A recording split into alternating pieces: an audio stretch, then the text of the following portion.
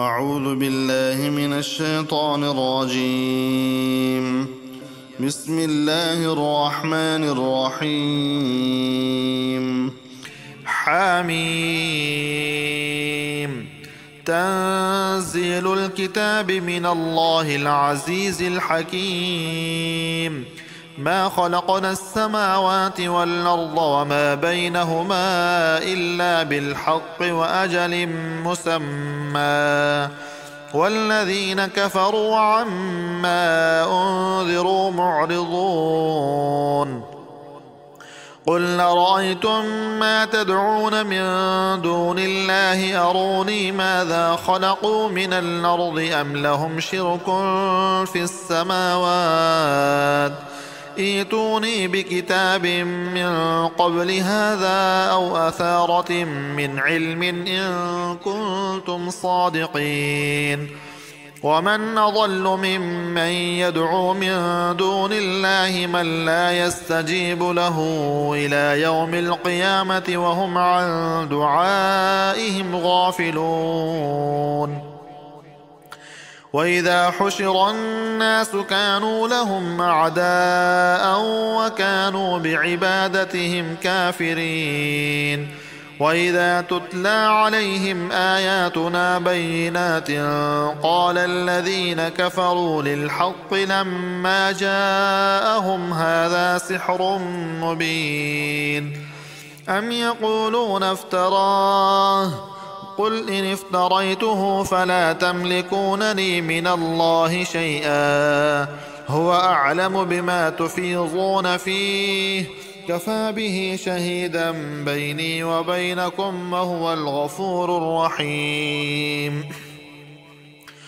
قل ما كنت بدعا من الرسل وما أدري ما يفعل بي ولا بكم،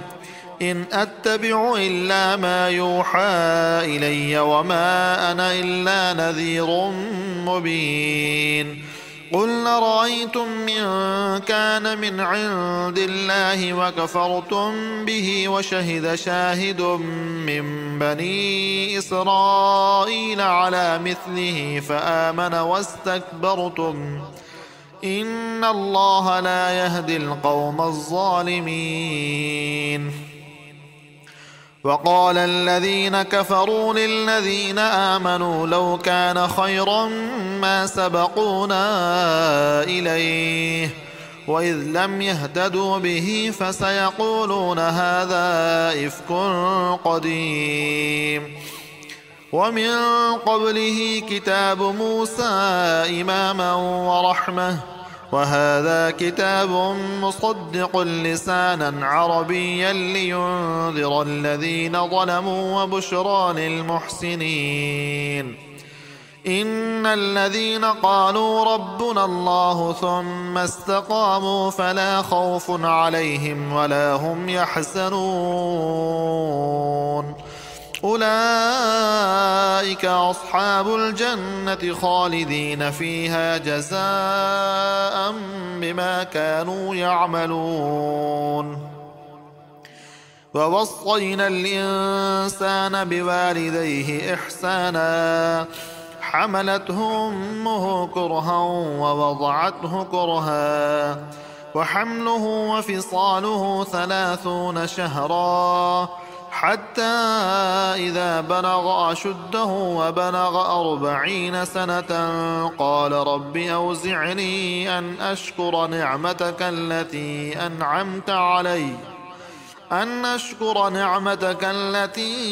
أنعمت علي وعلى والدي وأن أعمل صالحا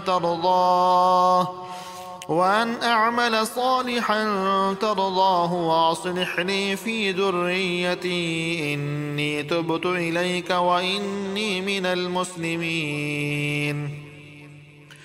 أولئك الذين نتقبل عنهم أحسن ما عملوا ونتجاوز عن سيئاتهم في أصحاب الجنة، وعد الصدق الذي كانوا يوعدون. والذي قال لوالديه أف لكما تعدانني أن أخرج وقد خلت القرون من قبلي وهما يستغيثان الله ويلك آمن إن وعد الله حق فيقول ما هذا إلا أساطير الأولين أولئك الذين حق عليهم القول في قد خلت من قبلهم من الجن والإنس إنهم كانوا خاسرين ولكل درجات مما عملوا وليوفيهم أعمالهم وهم لا يظلمون ويوم يعرض الذين كفروا على النار أذهبتم طيباتكم في حياتكم الدنيا واستمتعتم بها فاليوم تجزون عذاب الهون بما كنتم تستكبرون في الأرض بغير الحق وبما كنتم تفسقون واذكر أخا عاد إذ أنذر قومه بالأحقاف وقد خلت النذر من بين يديه ومن خلفه ألا تعبدوا إلا الله إني أخاف عليكم عذاب يوم عظيم قالوا وجئتنا لتأفكنا عن آلهتنا فأتنا بما تعدنا إن كنت من الصادقين قال إنما العلم عند الله وأبلغكم ما أرسلت به ولكني أراكم قوما تجهلون فلما رأوه عارضا مستقبل أوديتهم قالوا هذا عارض ممطرنا بل هو ما استعجلتم به ريح فيها عذاب أليم تدمر كل شيء بأمر ربها فأصبحوا لا يرى إلا مساكنهم كذلك نجزي القوم المجرمين ولقد مكناهم في ماء مكناكم فيه وجعلنا لهم سمعا وأبصارا وأفئدة فما أغنى عنهم سمعهم ولا أبصارهم ولا أفئدتهم من شيء إذ كانوا يجحدون بآيات الله وحاق بهم ما كانوا به يستهزئون ولقد أهلكنا ما حولكم من القرى وصرفنا الآيات لعلهم يرجعون فلولا نصرهم الذين اتخذوا من دون الله قربانا آلهة بل ضلوا عنهم وذلك إفكهم وما كانوا يفترون وإذ صرفنا إليك نفرا من الجن يستمعون القرآن فلما حضروه قالوا أنصتوا فلما قضي ولوا إلى قومهم منذرين قالوا يا قومنا إنا سمعنا كتابا أنزل من بعد موسى مصدقا لما بين يديه يهدي إلى الحق وإلى طريق مستقيم يا قومنا أجيبوا داعي الله وآمنوا به يغفر لكم من ذنوبكم ويجركم من عذاب أليم ومن لا يجب داعي الله فليس بمعجز في الأرض وليس له من دونه أولياء أولئك في ضلال مبين أولم يروا أن الله الذي خلق السماوات والأرض ولم يعي بخلقهن بقادر على أن يحيي الموتى بلى إنه على كل شيء قدير ويوم يعرض الذين كفروا على النار أليس هذا بالحق قالوا بلى وربنا قال فذوقوا العذاب بما كنتم تكفرون فاصبر كما صبر أولو العزم من الرسل ولا تستعجل لهم كأنهم يوم يرون ما يوعدون لم يلبثوا إلا ساعة من نهار بلاغ فهل يهلك إلا القوم الفاسقون الذين كفروا وصدوا عن سبيل الله أضل أعمالهم والذين آمنوا وعملوا الصالحات وآمنوا بما نزل على محمد وهو الحق من ربهم كفر عنهم سيئاتهم وأصلح بالهم ذلك بأن الذين كفروا اتبعوا الباطل وأن الذين آمنوا اتبعوا الحق من ربهم كذلك يضرب الله للناس أمثالهم فإذا لقيتم الذين كفروا فضرب الرقاب حتى إذا أثخنتموهم فشدوا الوثاق فإما منا بعد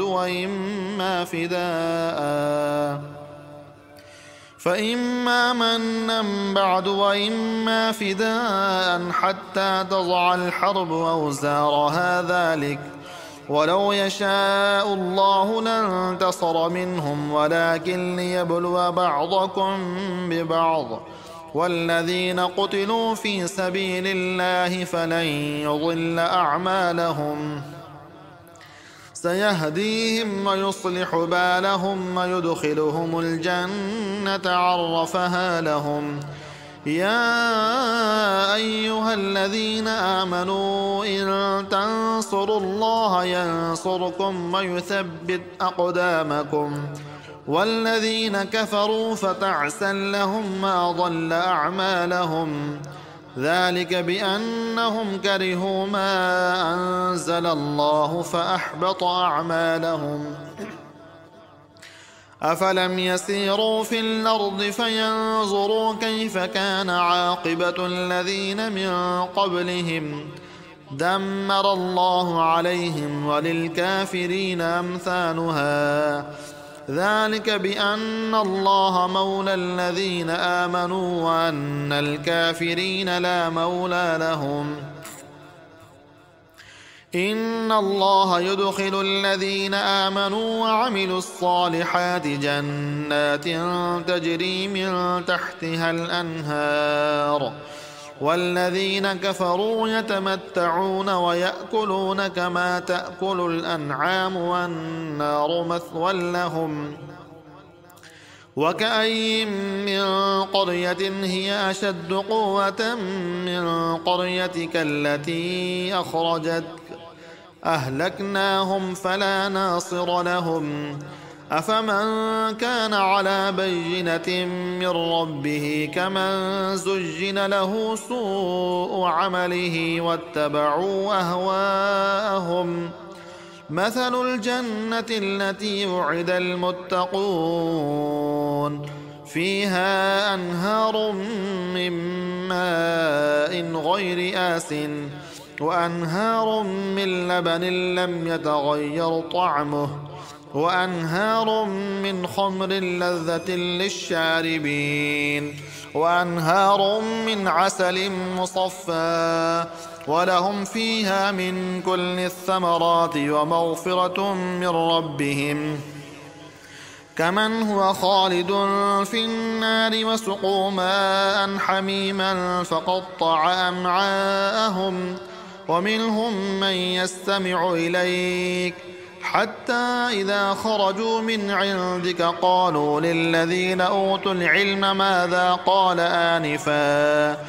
أولئك الذين طبع الله على قلوبهم واتبعوا أهواءهم والذين اهتدوا زادهم هدى وآتاهم تقواهم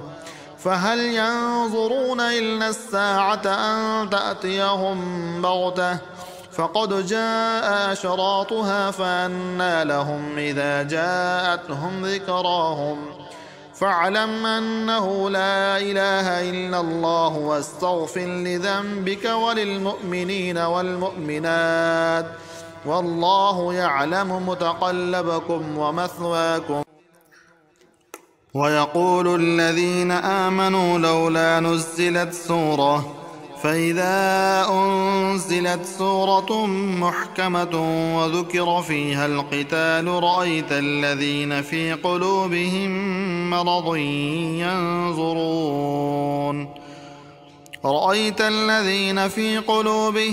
مرض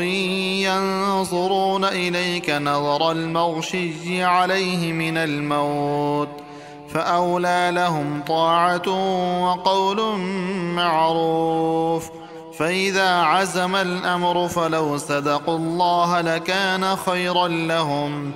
فهل عصيتم إن توليتم أن تفسدوا في الأرض وتقطعوا أرحامكم؟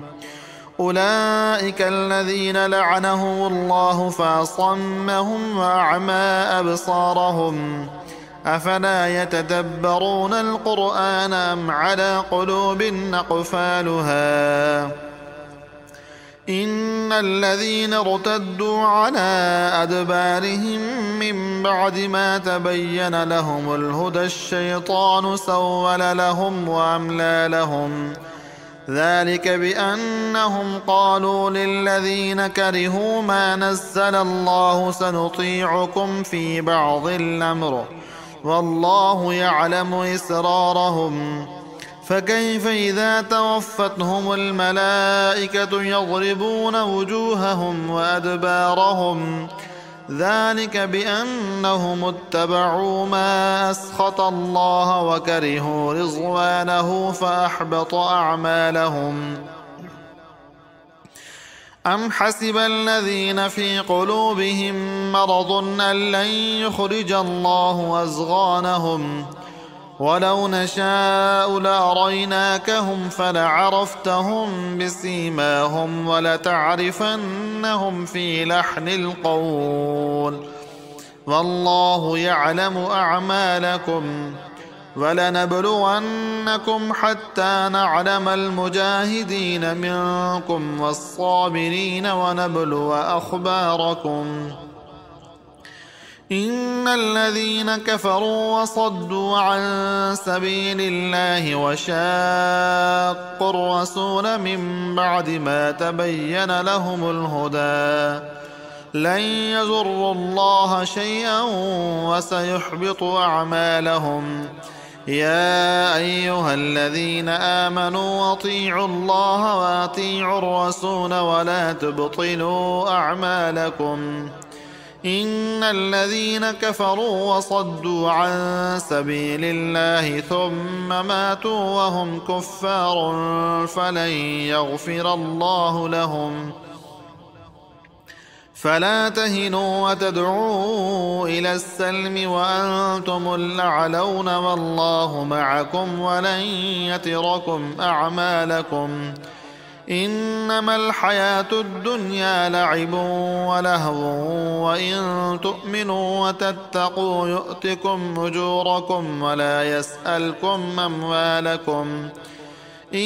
يسألكموها فيحفكم تبخلوا ويخرج أضغانكم. ها أنتم هؤلاء تدعون لتنفقوا في سبيل الله فمنكم من يبخل ومن يبخل فإنما يبخل عن نفسه والله الغني وأنتم الفقراء. وإن تتولوا يستبدل قوما غيركم ثم لا يكونوا أمثالكم. إنا فتحنا لك فتحا مبينا ليغفر لك الله ما تقدم من ذنبك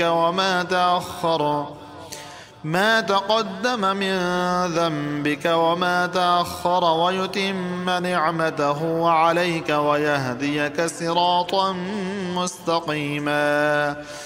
وينصرك الله نصرا عزيزا. هو الذي أنزل السكينة في قلوب المؤمنين ليزدادوا إيمانا مع إيمانهم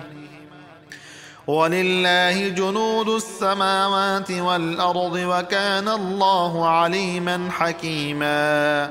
ليدخل المؤمنين والمؤمنات جنات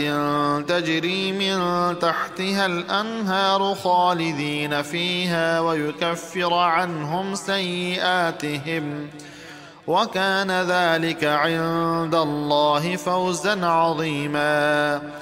ويعذب المنافقين والمنافقات والمشركين والمشركات الظانين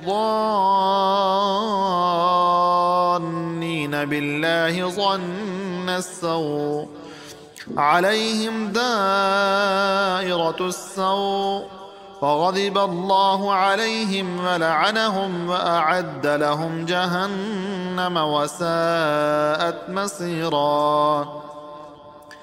ولله جنود السماوات والأرض وكان الله عزيزا حكيما إنا أرسلناك شاهدا ومبشرا ونذيرا لتؤمنوا بالله ورسوله وتعزروه وتوقروه وتسبحوه بكرة وأصيلا إن الذين يبايعونك إنما يبايعون الله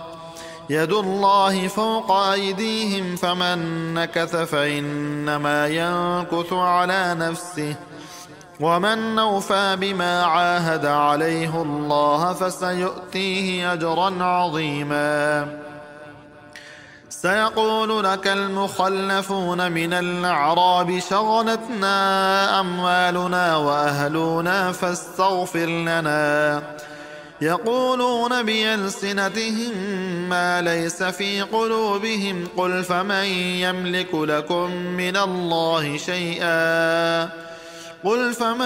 يملك لكم من الله شيئا إن أراد بكم ضرا أو أراد بكم نفعا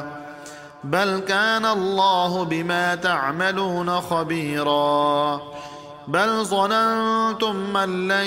ينقلب الرسول والمؤمنون إلى أهليهم أبدا وزين ذلك في قلوبكم وظننتم ظن السوء وكنتم قوما بورا ومن لم يؤمن بالله ورسوله فإنا أعتدنا للكافرين سعيرا ولله ملك السماوات والأرض يغفر لمن يشاء ويعذب من يشاء وكان الله غفورا رحيما سيقول المخلفون إذا انطلقتم إلى مغانم لتأخذوها ذرونا نتبعكم يريدون أن يبدلوا كلام الله قل لن تتبعونا كذلكم قال الله من قبل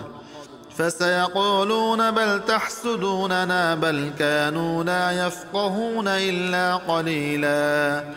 قل للمخلفين من الأعراب ستدعون إلى قوم أولي بأس شديد تقاتلونهم أو يسلمون فإن تطيعوا يؤتكم الله أجرا حسنا وإن تتولوا كما توليتم من قبل يعذبكم عذابا أليما ليس على الأعمى حرج ولا على الأعرج حرج ولا على المريض حرج ومن يطع الله ورسوله يدخله جنات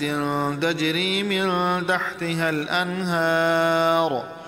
ومن يتول يعذبه عذابا أليما لقد رضي الله عن المؤمنين إذ يبايعونك تحت الشجرة فعلم ما في قلوبهم فأنزل السكينة عليهم وأثابهم فتحا قريبا ومغانم كثيرة يأخذونها وكان الله عزيزا حكيما. وعدكم الله مغانم كثيرة تأخذونها فعجل لكم هذه وكف أيدي الناس عنكم ولتكون آية للمؤمنين ويهديكم صراطا مستقيما. فأخرى لم تقدروا عليها قد أحاط الله بها وكان الله على كل شيء قديرا. ولو قاتلكم الذين كفروا لولوا الأدبار ثم لا يجدون وليا ولا نصيرا. سنة الله التي قد خلت من قبل ولن تجد لسنة الله تبديلا. وهو الذي كف أيديهم عنكم وأيديكم عنهم ببطن مكة من بعد أن أظفركم عليهم وكان الله بما تعملون بصيرا. هم الذين كفروا وصدوكم عن المسجد الحرام والهدي معكوفا أن يبلغ محله ولولا رجال مؤمنون ونساء مؤمنات لم تعلموهم أن تطؤوهم فتصيبكم منهم معرة بغير علم ليدخل الله في رحمته من يشاء. لو تسيلوا لعذبنا الذين كفروا منهم عذابا أليما. إذ جعل الذين كفروا في قلوبهم الحمية حمية الجاهلية فأنزل الله سكينته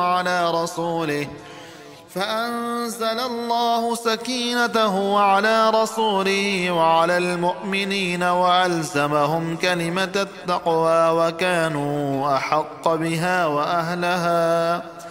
وكان الله بكل شيء عليما. لقد صدق الله رسوله الرؤيا بالحق لتدخلن المسجد الحرام إن شاء الله آمنين محلقين رؤوسكم ومقصرين لا تخافون فعلم ما لم تعلموا فجعل من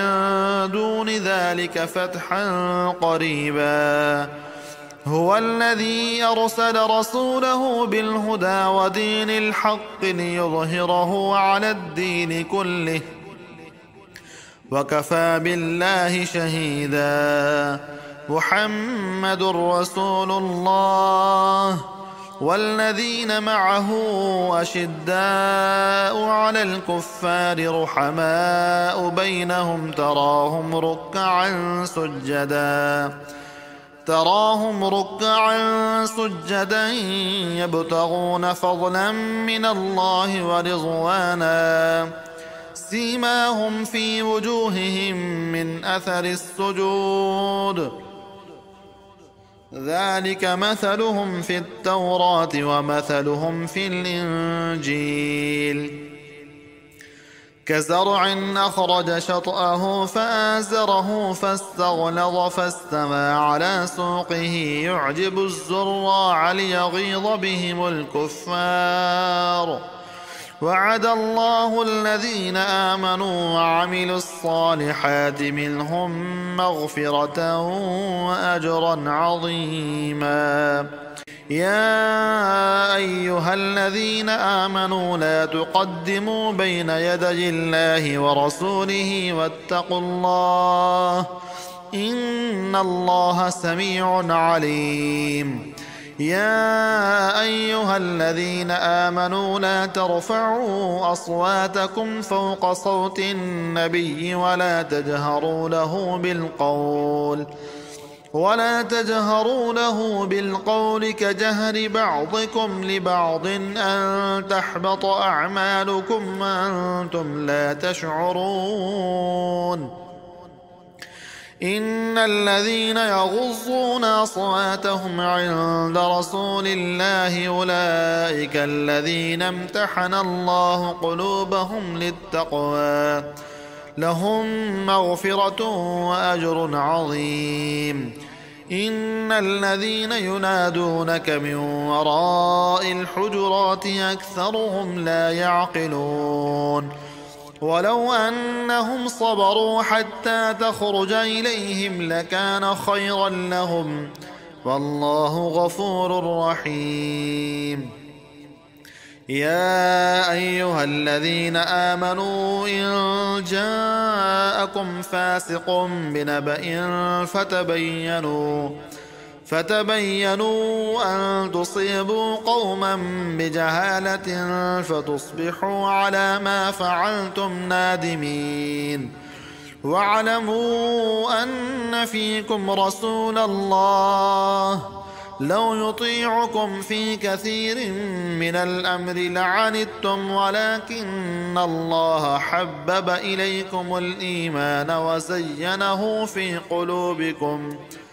وزينه في قلوبكم وكره إليكم الكفر والفسوق والعصيان أولئك هم الراشدون فضلا من الله ونعمة والله عليم حكيم وإن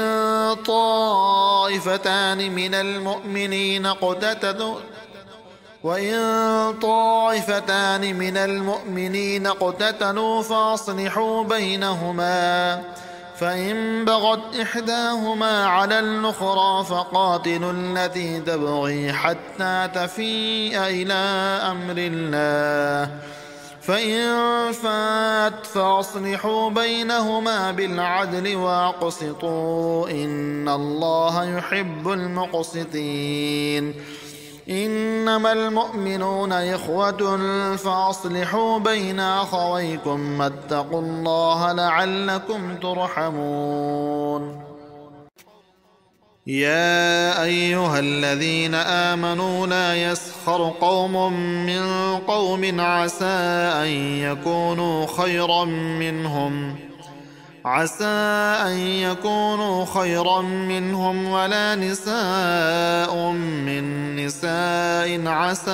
أن يكن خيرا منهن ولا تلمزوا أنفسكم ولا تنابزوا بالألقاب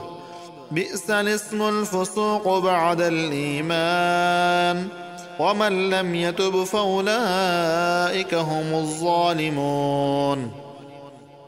يا أيها الذين آمنوا اجتنبوا كثيرا من الظن إن بعض الظن إثم ولا تجسسوا ولا يغتب بعضكم بعضا أيحب أحدكم أن يأكل لحم أخيه ميتا فكرهتموه واتقوا الله إن الله تواب رحيم يا أيها الناس إنا خلقناكم من ذكر وأنثى وجعلناكم شعوبا وقبائل لتعارفوا إن أكرمكم عند الله أتقاكم إن الله عليم خبير قالت الأعراب آمنا قل لم تؤمنوا ولكن قولوا أسلمنا ولما يدخل الإيمان في قلوبكم وإن تطيعوا الله ورسوله لا يلتكم من أعمالكم شيئا إن الله غفور رحيم إنما المؤمنون الذين آمنوا بالله ورسوله ثم لم يرتابوا وجاهدوا بأموالهم وأنفسهم في سبيل الله أولئك هم الصادقون. قل أتعلمون الله بدينكم والله يعلم ما في السماوات وما في الأرض والله بكل شيء عليم. يمنون عليك أن أسلموا قل لا تمنوا علي إسلامكم بل الله يمن عليكم أن هداكم للإيمان إن كنتم صادقين. إن الله يعلم غيب السماوات والأرض والله بصير بما تعملون. قاف والقرآن المجيد بل عجبوا أن جاءهم منذر منهم فقال الكافرون هذا شيء عجيب أإذا متنا وكنا ترابا ذلك رجع بعيد. قد علمنا ما تنقص الأرض منهم وعندنا كتاب حفيظ بل كذبوا بالحق لما جاءهم فهم في أمر مريج. أفلم ينظروا إلى السماء فوقهم كيف بنيناها وزيناها وما لها من فروج والأرض مددناها وألقينا فيها رواسي وأنبتنا فيها من كل زوج بهيج تبصرة وذكرى لكل عبد منيب. ونزلنا من السماء ماء مباركا فأنبتنا به جنات وحب الحصيد والنخل باسقات لها طلع نضيد رزقا للعباد وأحيينا به بلدة ميتا كذلك الخروج. كذبت قبلهم قوم نوح وأصحاب الرس وثمود وعاد وفرعون وإخوان لوط وأصحاب الأيكة وقوم تبع كل كذب الرسل فحق وعيد. أفعجينا بالخلق الأول بل هم في لبس من خلق جديد. ولقد خلقنا الإنسان ونعلم ما توسوس به نفسه ونحن أقرب إليه من حبل الوريد إذ يتلقى المتلقيان عن اليمين وعن الشمال قعيد ما يلفظ من قول إلا لديه رقيب عتيد. وجاءت سكرة الموت بالحق ذلك ما كنت منه تحيد ونفخ في الصور ذلك يوم الوعيد. وجاءت كل نفس معها سائق وشهيد. لقد كنت في غفلة من هذا فكشفنا عنك غطاءك فبصرك اليوم حديد. وقال قرينه هذا ما لدي عتيد. ألقيا في جهنم كل كفار عنيد مناع للخير معتد مريب. الذي جعل مع الله إلها آخر فألقياه في العذاب الشديد. قال قرينه ربنا ما أطغيته ولكن كان في ضلال بعيد. قال لا تختصموا لدي وقد قدمت إليكم بالوعيد. ما يبدل القول لدي وما أنا بظلام للعبيد يوم نقول لجهنم هل امتلأت وتقول هل من مزيد وأزلفت الجنة للمتقين غير بعيد هذا ما توعدون لكل أواب حفيظ من خشي الرحمن بالغيب وجاء بقلب منيب ادخلوها بسلام ذلك يوم الخلود لهم ما يشاءون فيها ولدينا مزيد وكم أهلكنا قبلهم من قرن هم أشد منهم بطشا فنقبوا في البلاد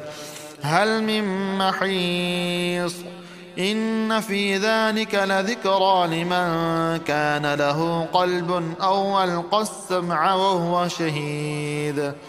ولقد خلقنا السماوات والأرض وما بينهما في 6 أيام وما مسنا من لغوب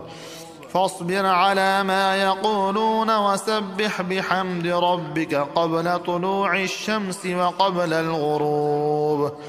ومن الليل فسبحه وأدبار السجود واستمع يوم ينادي المناد من مكان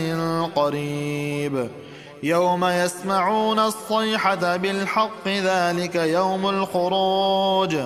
إنا نحن نحيي ونميت وإلينا المصير يوم تشقق الأرض عنهم صراعا ذلك حشر علينا يسير نحن أعلم بما يقولون وما أنت عليهم بجبار فذكر بالقرآن من يخاف وعيد والذاريات ذروا فالحاملات وقرا فالجاريات يسرا فالمقسمات أمرا إنما توعدون لصادق وإن الدين لواقع والسماء ذات الحبك إنكم لفي قول مختلف يؤفك عنه من أفك قتل الخراصون الذين هم في غمرة ساهون يسألون أيان يوم الدين يوم هم على النار يفتنون ذوقوا فتنتكم هذا الذي كنتم به تستعجلون إن المتقين في جنات وعيون آخذين ما آتاهم ربهم إنهم كانوا قبل ذلك محسنين كانوا قليلا من الليل ما يهجعون وبالأسحار هم يستغفرون وفي أموالهم حق للسائل والمحروم وفي الأرض آيات للموقنين وفي أنفسكم أفلا تبصرون وفي السماء رزقكم وما توعدون فورب السماء والأرض إنه لحق مثل ما أنكم تنطقون هل أتاك حديث ضيف إبراهيم المكرمين إذ دخلوا عليه فقالوا سلاما قال سلام قوم منكرون فراغ إلى أهله فجاء بعجل سمين فقربه إليهم قال ألا تأكلون فأوجس منهم خيفة قالوا لا تخف وبشروه بغلام عليم فأقبلت امرأته في سرة فصكت وجهها وقالت عجوز عقيم قالوا كذلك قال ربك إنه هو الحكيم العليم